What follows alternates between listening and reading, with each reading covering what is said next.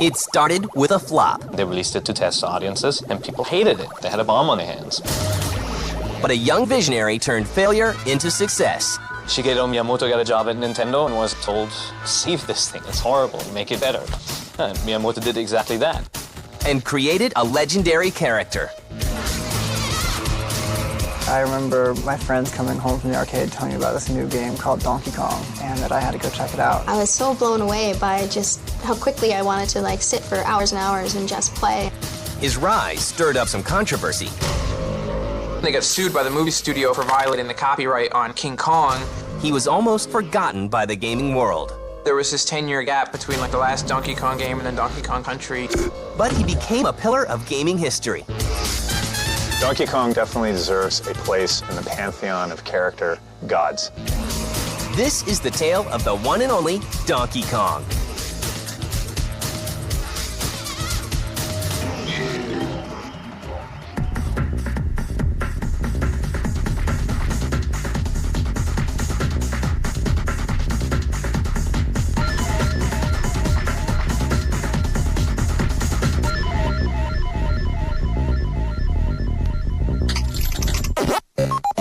In 1980, arcade games such as Pac-Man and Tempest are king. And everyone is gaming. They popped up everywhere. 7-Elevens would carry them. By the time we get to the middle 80s, grocery stores are carrying them. The funny one, of course, is that at least one funeral home had a couple of arcade machines in its basement. It was an incredible phenomenon at that time. It wasn't like a kid phenomenon. It was really across the board phenomenon in terms of who was playing arcade games. That same year, a Japanese trading card company called Nintendo decides to get in on the action. Nintendo wanted a piece of that pie. And so they developed a game called Radar Scope, an arcade game. But the game turns into an explosive disaster. They released it to test audiences, and people hated it. Radar Scope was just not good. They had a bomb on their hands. This failure creates a new opportunity for a young artist. This man named Miyamoto called in a favor with Yamauchi, the boss at Nintendo at that time, and said, don't you want to give my son a job? He's an artist. He can design cool little characters and work on new arcade games. And his name is Shigeru Miyamoto. There were actually about 3 or 4 designers before me, but I was the first person to enter Nintendo as an industrial designer. Shigeru Miyamoto got a job at Nintendo and was immediately put to use on Radar Scope and told, save this thing, it's horrible, make it better. Miyamoto did exactly that. He saved it by saying, it's so bad, we can't even use it, toss it out. We're going to use the same technology to create something new. From the ashes of Nintendo's first failure comes an entirely new game. The idea came up to take a really popular cartoon character and make a game for it. The Japanese thought it was a good idea to take Popeye, who can punch people and always has to save olive oil, the damsel in distress. We began development on that game originally with the idea of using Popeye in it. And it seemed like a really good idea for a video game, but it wasn't meant to be. When Nintendo can't secure rights to use Popeye because of legal issues, Miyamoto creates a game in which players must rescue a girl from an oversized ape. He calls the game Donkey Kong. Here comes this game with this anti-hero pursuing a giant monkey, well, technically ape, climbing up a skyscraper, and it had this horrible title, Donkey Kong. The opening cinematic, for the time, has Donkey Kong grabbing the girl and starting to climb the ladder, and then he knocks the girders down and creates the environment which you were about to play in. So it set the stage, told you the story, however simple it might have been, was that this King Kong ape has stolen this attractive female and you're the hero who's coming to her rescue. It's set the stage for many video games to come.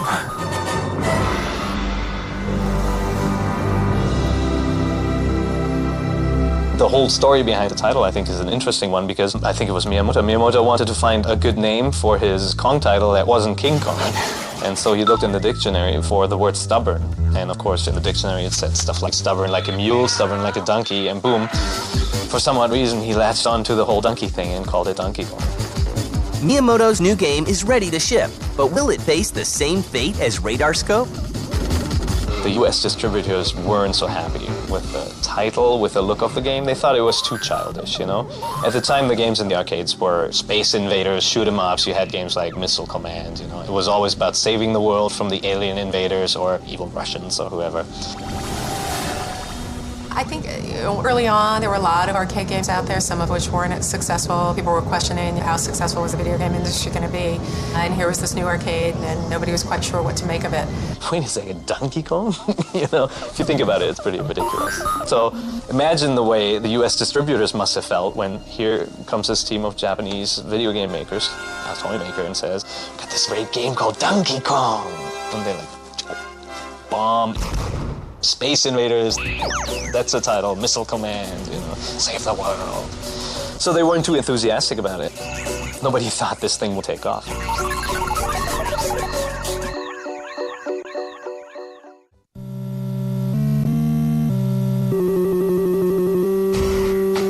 It's June of 1981, and Nintendo's new game slowly makes its way to arcades in the US.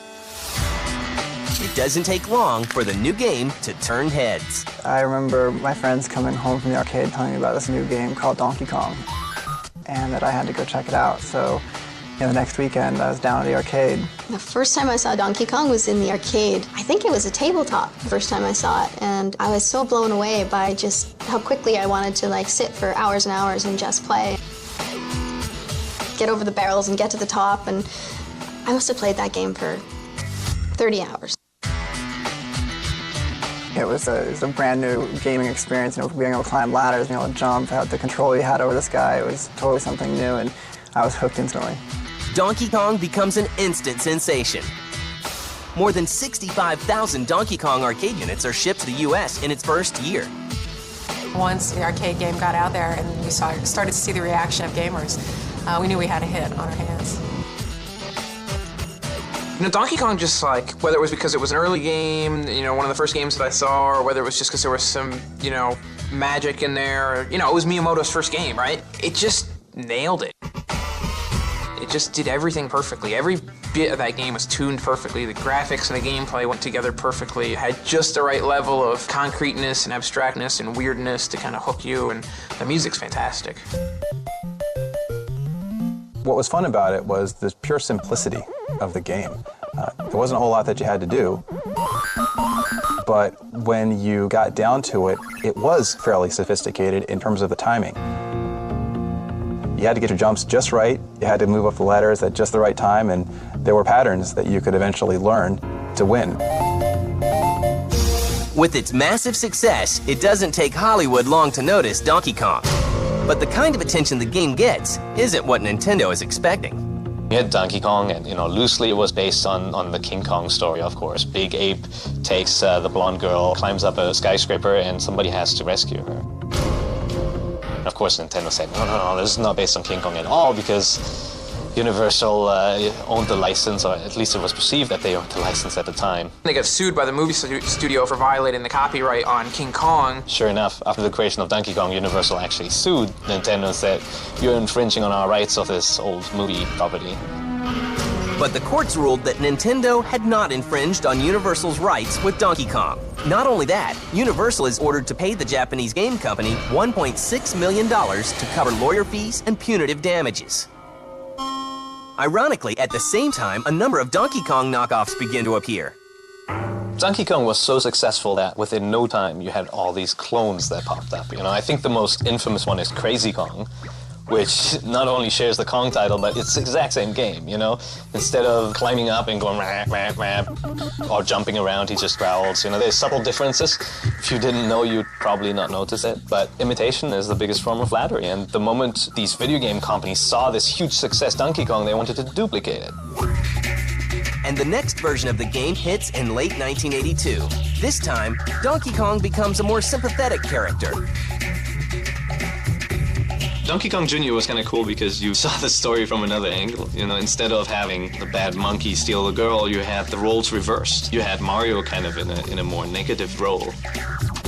It brought back the same familiar characters, and it was cool to see them in a different context. It was interesting to see how well sequels can really tap into your psyche if you have fallen in love with a particular game. As soon as you see those characters again, you've got to play the game. And for Donkey Kong Jr., that really was cool. What was interesting about Donkey Kong Jr. as well is that it introduced the new characters. And that was one of the first times that I'd seen that in games. Donkey Kong has gone from being a small-time chimp to the king of the arcades. But how much longer will Nintendo's unique franchise be able to continue its reign?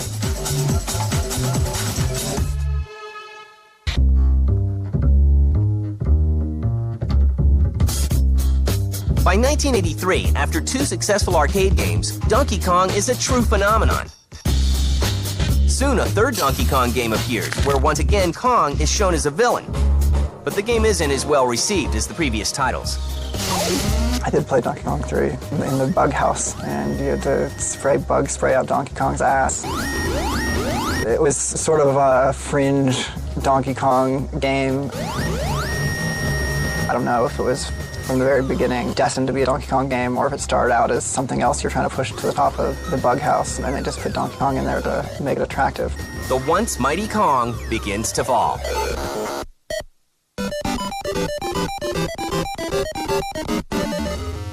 A few more titles are released, such as Donkey Kong Jr. Math for the Famicom in 1983, but interest in the series is waning. I think the reason that Donkey Kong kind of disappeared was because Mario was the interesting character. Mario was the guy you were playing. As a player, that's who you identify with. Donkey Kong himself, if that's who Donkey Kong really is, the big ape, was kind of a side note. Mario became their bankable hero, and they really were focusing on the Mario franchise for so long that I think Donkey Kong just took a back seat for a while.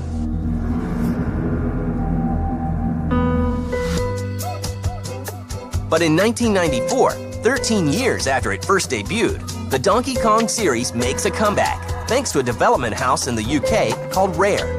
In 1993, Rare Limited, an English company that was a partner of Nintendo's, got permission to use Donkey Kong, a character that Miyamoto had created, to make a game called Donkey Kong Country.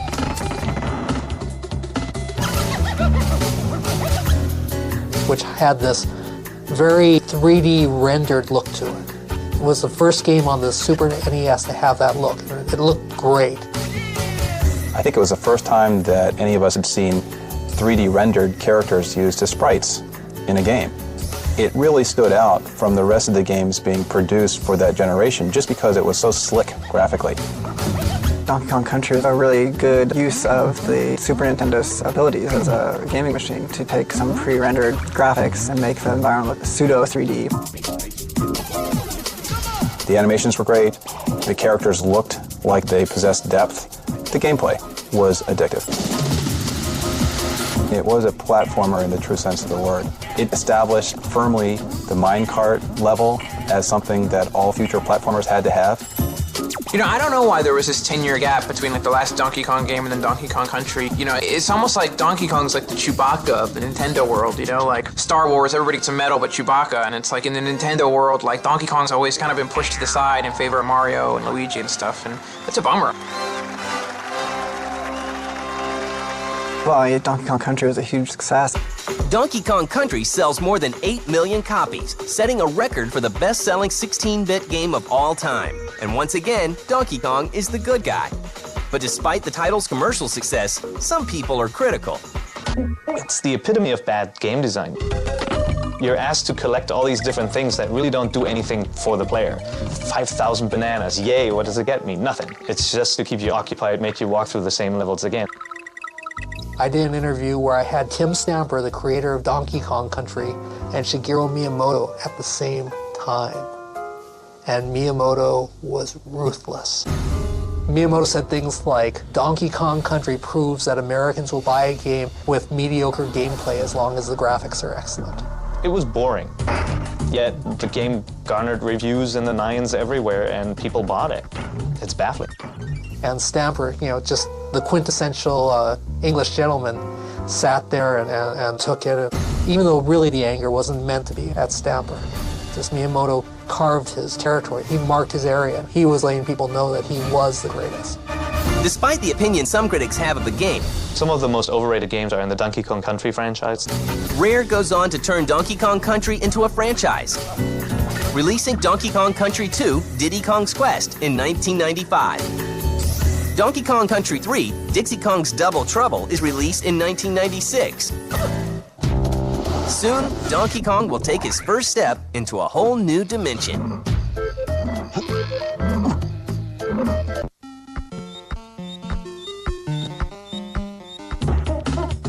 In 1996, Donkey Kong and his extended family are in the middle of a revival, thanks to games like Donkey Kong Country for the Super Nintendo. But it's not until 3 years later that a full 3D Kong game is released. Nintendo spares no expense to hype up the release of Donkey Kong 64. And the game becomes a financial success, selling 1.9 million copies. But the response from critics is mixed. I remember that Donkey Kong 64 was fairly frustrating. I really enjoyed that game. I just thought it was great. I was a little bit disappointed. Normally, it's not too cool to harsh on other people's games in this industry, but man, there were too many collectibles in that game. I was really put off by the amount of collecting of bananas that I had to do and how I had to switch characters just in order to collect a certain color banana. I had trouble keeping track of what I was supposed to be doing at any time. It was a game that I did finish, but as a game developer, I felt I should complete the game, but not as a gamer, a game that I really wanted to play to the end. It was Donkey Kong 64 where I actually stayed in that world for quite some time. It was really neat how it just opened right up and it was very vast. And it was like building on these characters that you had this history with for years and years. I think it was a noble attempt to bring it into the Donkey Kong Country franchise into 3D. They had created a strong cast of characters that were expanding on the Nintendo 64. I want you to do everything in your power to keep Donkey Kong distracted. Steal not all the golden bananas he treasures so much. I just think that, there's high points and middle points and low points in games, and this was somewhere in that range. I don't think they were just trying to cash in and make a mediocre game sell because of a strong license. I hope for your sake, you're right. I think it was a real attempt at making a hit game. I think it was a technological achievement. Developing free-roaming 3D platformer was difficult, and they did a good job of it. But the choices that players had were overwhelming.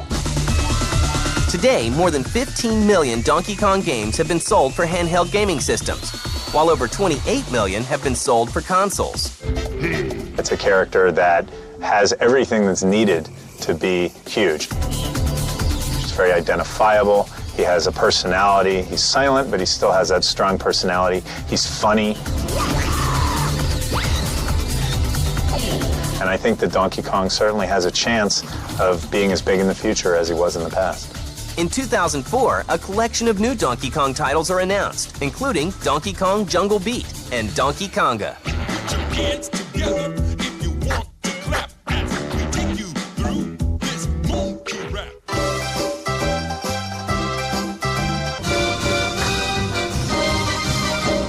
While Donkey Kong has had his share of failures and success, there is no denying his place in gaming history. All games these days are really standing on the shoulders of giants. Games like Donkey Kong. We take our lessons from all of those games that were kind of hammered home when we were kids. You see the same types of gameplay appearing over and over again in today's best games. Donkey Kong definitely deserves a place in the pantheon of character gods.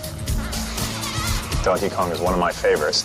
A lot of people remember him fondly and still hope that he comes out with yet another game and he relaunches himself into preeminence. And I don't really think there's any fundamental reason why he can't. Well, Donkey Kong, they play up that he's the strongest of the group. Likes to have a good time. They put the necktie on him to show that he's got a little bit of personality to him. Very lovable character, The thing about Donkey Kong that makes him a great character is he's got like the zen of Kong, right? He's this kind of complicated character. Is he a friend? Is he an enemy? And they've done some things with him over time, but I don't think they've ever really like completely explored the character to like really know what makes Donkey Kong tick. To me, Donkey Kong holds a very precious place for me because that was really the first time where I was recognized for my work in game design. I mean, up to that point, video games had been designed mostly by technical people, and it was really the first time that a designer had actually created a game and been recognized for that work.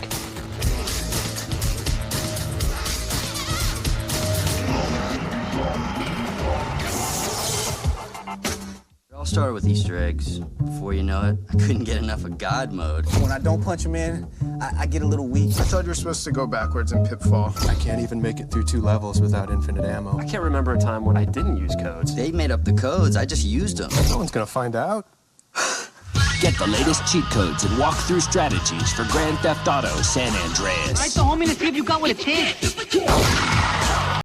Cheat season premiere, January 18th.